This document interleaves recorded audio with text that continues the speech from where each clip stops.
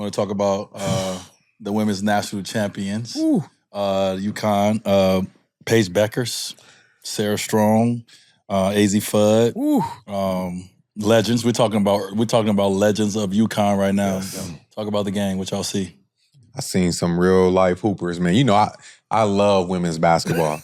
Just because I can always tell my son, look how fundamentally sound she is. Look how she came to a 2-foot jump stop. Yeah. Look how she finished with both hands around the basket. You can teach, man. The women, they play such, fundamentally sound. They make the right moves. They make the right plays. So it's always a treat to watch them. And then you got the ones with the swag, and you like, ooh, I like that. So to see Paige Beckers go through all the stuff she's went through the last 5 years with the ACL injury, and then finally kind of, Lisa posted something today how she manifests this, in high school today. That was a dope video to see. Nice. She said she wanted to win a national championship her senior year, be the #1 pick the following year. Wow. I mean, that same, she said that. She said it and she did it. That's amazing. So I'm so excited for her. I love the fact that, when things are going on in the world, she doesn't have a problem with standing up and, speaking for different people. And, if it's not even her background of her people, she's speaking out, just telling her truth. So I got so much respect for her, and I'm just happy that, it ended the way it ended. Yeah. Bob? I think I'm just happy that it was a good story. It's a great story, actually. It's a great story. And it's funny, when it came up that she won, I was like, I was happy. It was just a good moment for basketball, right? And you made a great point that she's a leader. Like, you can almost see it. Mm-hmm. You know what I'm saying? Like, it's one of those things where she got it. You got You know what it is? She got it. Yeah, no doubt. And to see that, and for her to be rewarded, and to get her fruition of what she expected and what she wanted, you see it. Like, wherever she goes next, she's gonna succeed. And I was happy to see that. So for me, I was happy because now that we didn't get all the matches to be won in the ladies basketball, but to get that, I'm content. No doubt. I like what Coach Gino did, right? They say you can't teach old dogs new tricks, but they kept talking about him playing 4 guards around 1, and it made it really tough on South Carolina because they play with 2 bigs. So they really spaced the floor. When you look at the floor being spaced, they would get to the free throw line, they would study attacking. Those girls was attacking downhill, and ones, and the speed of the game really affected South Carolina in that game.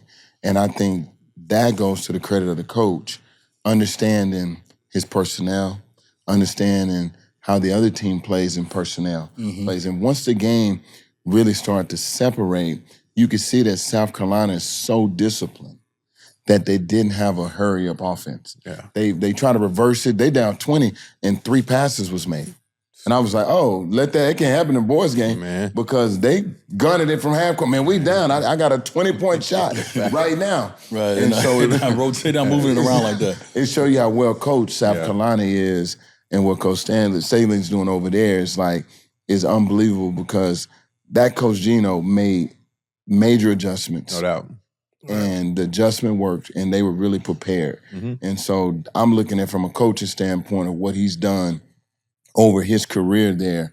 He's built what we keep talking about as culture. Yeah. Yes, He only got 12 national championships. Only? He only got 12 banners. He's built culture. Rings on his toes. Rings on his toes, and he stand on it, though. Nice. So if you're there because you believe in the culture, you believe in how hard he's going to coach you, and his approach of how you got to earn it.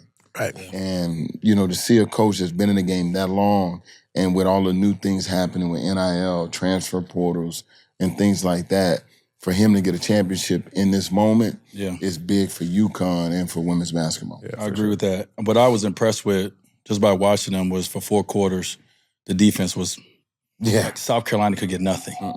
I mean, we used to seeing Don and their team figure it out or dominate, especially because they have bigs. They normally have 2 bigs. And so we used to see them dominate.